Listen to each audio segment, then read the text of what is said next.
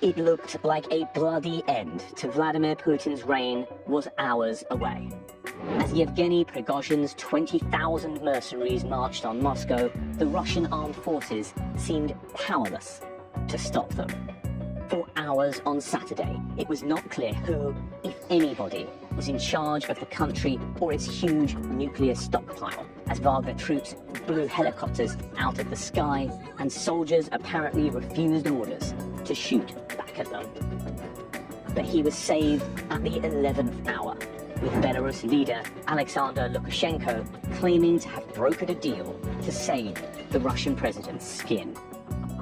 Whether or not Lukashenko was the real power broker, for the first time, Putin looked impotent within the country that he has ruled with an iron fist for 20 years. Now, Putin will try to reassert his authority, and he must show these factions he is the strongest man in Russia, or else lose control completely.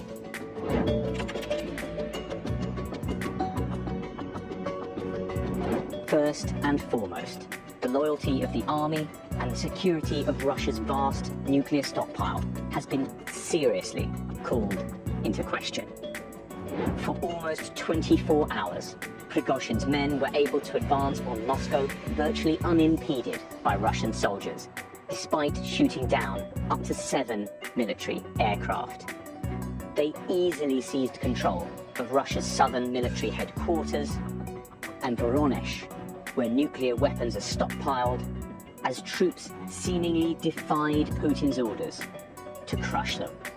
Russian Defense Minister Sergei Shoigu and top general Valery Gerasimov were nowhere to be seen amidst the chaos, even as Prigozhin called for their heads, amid rumors that he demanded they be sacked as the price for ending his rebellion.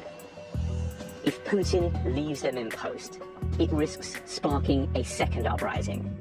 But they are both well connected within Russia's elite and command the loyalty of much of the military. Getting rid of them could spark an even larger revolt and may fatally undermine the war in Ukraine. And there is potential for more infighting among soldiers themselves, as whatever is left of Wagner is folded into Russia's ranks. That could spark revenge attacks for those killed during the uprising. Losing control of the army has been the death knell for almost every dictator in history, and losing control of Russia's nuclear weapons could spell disaster far beyond its borders, especially if they fall into the hands of a hardliner intent on using them.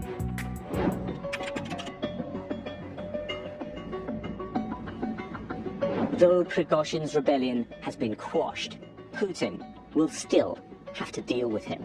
The Wagner leader and his militants are moving just next door to Belarus, having escaped all punishment for their actions, at least for now.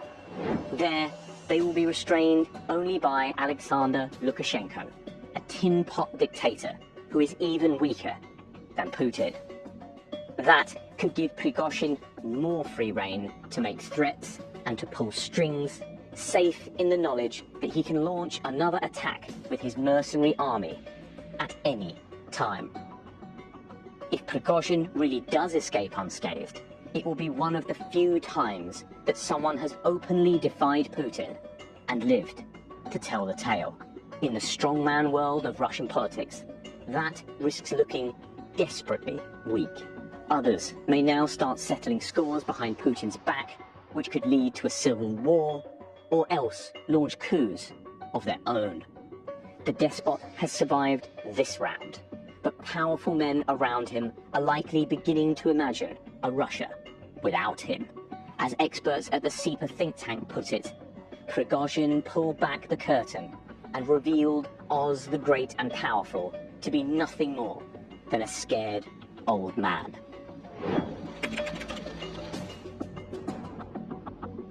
And suggesting they decades, all be shot, the Russian so they will not have follow been him. Putin's But they beck could use the instability. call. A former KGB agent himself, Putin has used its successor agency, the FSB, to bend Russia to his will, with agents acting as his personal assassins.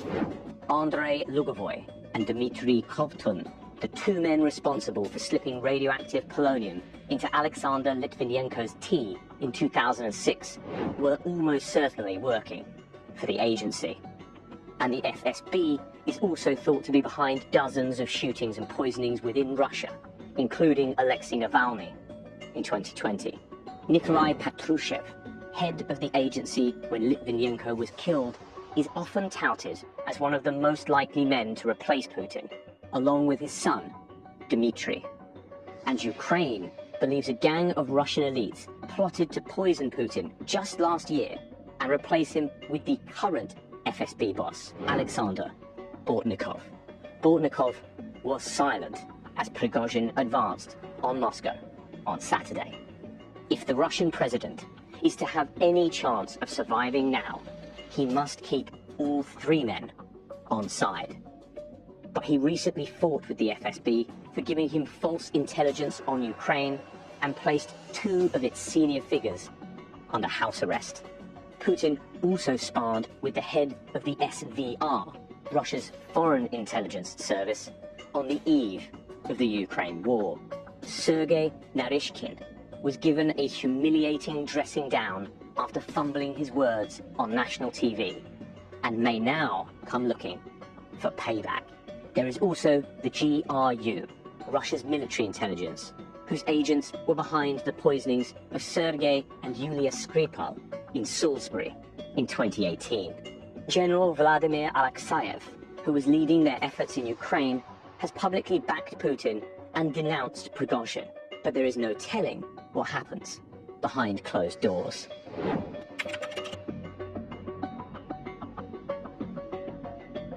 Russia's oligarchs, the billionaires who effectively own the state, have long been the backbone of Putin's regime.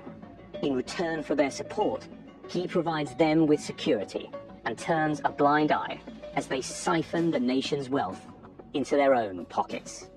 But the Ukraine war has hit them hard. Many have seen their yachts, mansions, and overseas bank accounts seized. Russia's economy has tanked, taking much of their business with it, and just last month, suicide drones crashed into the wealthy Moscow neighborhoods where they live. In short, Putin has broken his end of the deal, and there is little the Russian leader can do now to placate them. Western sanctions are unlikely to lift, even if he ends the war, while the Russian economy may take decades to recover. And they could be about to lose access to billions of dollars more in diamonds and gold that Wagner smuggles out of Africa.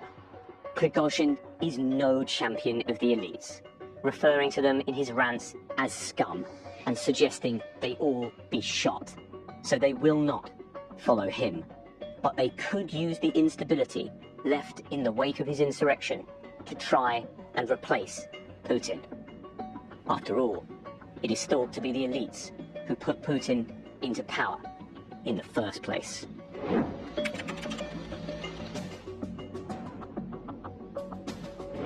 Putin has never truly relied on the support of Russian people for power, but history shows it is unwise to ignore them or their anger. Just ask Nicholas II, last of the Tsars, whose family was deposed and subsequently murdered in a series of violent uprisings in 1917, partly sparked over losses sustained in the First World War. Now hundreds of thousands of ordinary Russians are again being sent to their deaths in a war in Europe, and it seems those left behind are increasingly siding with Prigozhin. A former criminal who speaks as if he is from the streets, he has positioned himself as a champion of the people, in contrast with Russia's out-of-touch elites. He is one of the few who routinely visits the front line in Ukraine and has accused Russia's military of covering up the death toll, something that will resonate with hundreds of thousands of families. He is also friendly with the hardline and increasingly influential Russian war bloggers. Putin has spent decades crushing dissent within Russia, and the chances of a people's uprising to depose him appear remote. But Prigozhin was cheered as a hero when he left the captured city of Rostov on Sunday night. Crowds then attacked Russian police, who moved in to replace his Wagner fighters. If a popular revolt was going to start anywhere, then Prigozhin may be the man to lead it.